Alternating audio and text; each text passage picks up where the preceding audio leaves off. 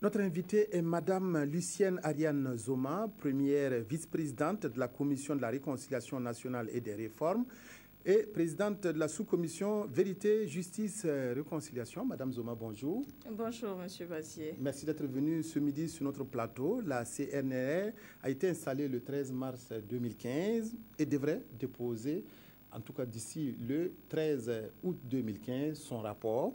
Alors, 3 mois après son installation, nous avons l'occasion de faire avec vous un bilan à mi-parcours.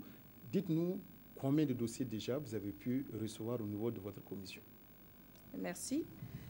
Avant tout propos, nous souhaiterons d'abord remercier l'ensemble des populations burkinabées, les autorités coutumières, politiques et religieuses, les forces vives du Burkina Faso, les personnes ressources, les médias et tous ceux qui ont accepté de nous accompagner dans ce travail de mise en œuvre donc, des missions qui nous ont été attribuées dans le cadre de la commission. Depuis notre mise sur pied, nous avons bien entendu auditionné des personnes ressources. Nous nous sommes entretenus avec des personnes victimes ou des Burkinabés et qui avaient des questions abordées avec nous. Et au total, nous avons donc plus de 221 audiences et entretiens. Nous avons également plus de 600 fiches de réforme que nous avons recueillies. Et pour les crimes de sang qui ont été recensés, nous en sommes à 95. À dire également que nous n'avons pas fini donc de recenser toutes les fiches. Les crimes économiques ont été recensés au nombre de 45. Bien entendu qu'il faut dissocier le fait que nous avons à l'intérieur des fiches individuelles et nous avons par exemple des fiches collectives en ce qui concerne par exemple la situation des personnes qui ont malheureusement été victimes de l'insurrection sur le plan économique. Nous avons également recensé d'autres formes de crimes au nombre de 1656 et il y a d'autres. Nous sommes toujours dans le processus donc, de recensement jusqu'à fin de ce mois et il va sans dire que les chiffres vont tout à fait dans le sens de l'augmentation de leur nombre. Alors, vous avez dit que vous avez accordé beaucoup d'audiences, beaucoup d'entretiens, plus de 200. Oui. Et quelles sont les propositions que les uns et les autres font, par exemple, sur les réformes politiques?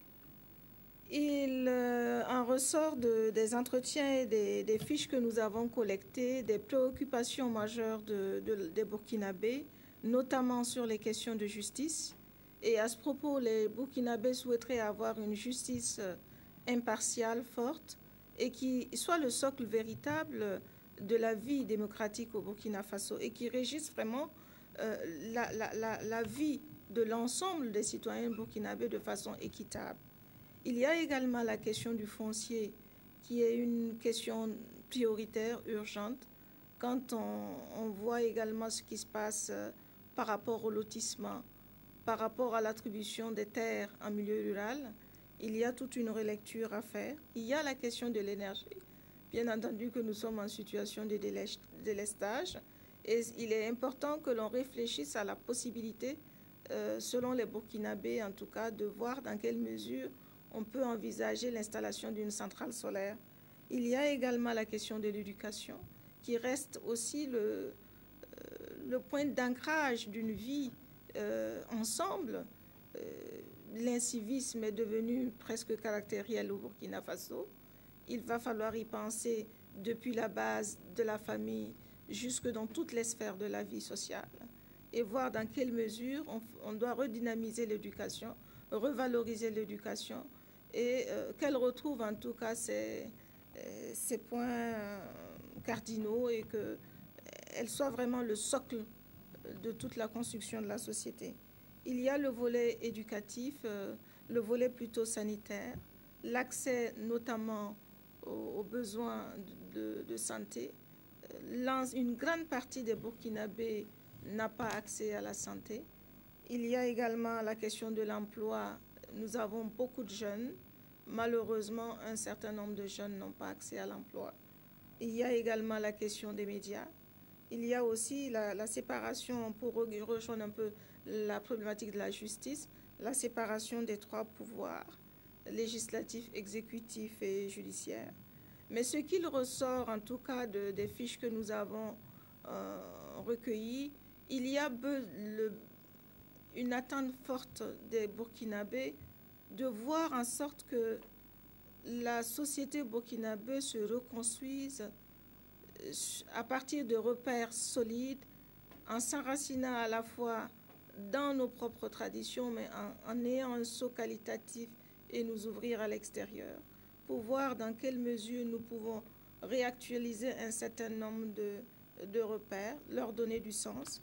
Il y a également tous ces pans de la société, que ce soit sur le plan économique, que ce soit sur le plan politique, que nous essayons coûte que coûte de réinstaurer le dialogue comme principe de fonctionnement et que l'on revisite tous les aspects de la vie qui ont fait qu'aujourd'hui nous avons cheminé sur une plante glissante et que les Burkinabés ne se retrouvent pas. Alors, Madame Zoma, vous avez pu donc avoir une photographie de toutes les préoccupations, les thématiques qui intéressent les Burkinabés dans le cadre donc, de cette commission de réconciliation nationale et des réformes. Vous avez pu, en tout cas, nous faire ces propositions avec toutes les thématiques que les uns et les autres ont évoquées. Maintenant, comment vous travaillez au sein de ces trois sous-commissions? Est-ce que chacun travaille de son côté et puis vous retrouvez pour faire un rapport commun ou bien chaque sous-commission fait son rapport que vous allez mettre dans les grands paniers communs? En fait, comme vous l'avez si bien dit, il y a le panier commun, mais chacun, pour qu'il existe un panier commun, il faut qu'il y ait des paniers individuels. Donc, chaque sous-commission, et nous sommes justement, durant cette période-là, dans cette phase de rédaction des rapports de chaque sous-commission, nous avons, en fonction des missions, des attributions propres à chaque entité, donc à élaborer un rapport de synthèse de chaque sous-commission que nous allons reverser pour avis, pour appréciation, pour amendement et pour adoption. Et en second temps, nous aurons donc à élaborer l'ossature même d'un rapport qui ne sera pas un compile des rapports des différentes sous-commissions, mais essayer de traverser ces différentes sous-commissions pour en dégager les points de force et les attentes fortes qui préoccupent les Burkinabés. Alors, à la prochaine étape, après donc, cette rédaction de ce rapport des trois sous-commissions, ça sera quoi? Oui, il s'agit plutôt de 5 sous-commissions. Oui. Donc, à la fin de la rédaction de ces différentes 5 sous-commissions, donc, nous élaborons le rapport final qui sera soumis donc, à l'autorité compétente qui assurera bien entendu le suivi des recommandations et qu'il y ait une mise en œuvre justement, une mise en application des recommandations qui reste quand même la prérogative de l'autorité politique. Alors, l'ambiance de travail, est-ce qu'elle est bonne dans toutes les 5 sous-commissions qui constituent la commission de réconciliation nationale? Heureusement que l'ambiance est bonne, elle est surtout fraternelle. Et c'est ce qui nous permet de continuer, de tenir, malgré le temps bref qui nous est imparti. Nous nous sommes donnés comme point d'honneur d'arriver au bout du parcours avec un rapport aussi conséquent qui répond aux attentes des populations. Voilà, merci beaucoup, Madame Lucienne Ariane Zoma, première vice-présidente de la Commission de la réconciliation nationale et des réformes et présidente de la sous-commission Vérité, Justice et Réconciliation, qui est venue nous faire ce midi un bilan à mi-parcours de leurs travaux qui ont débuté officiellement le 13 mars dernier. Restez avec nous pour la suite du journal. Merci.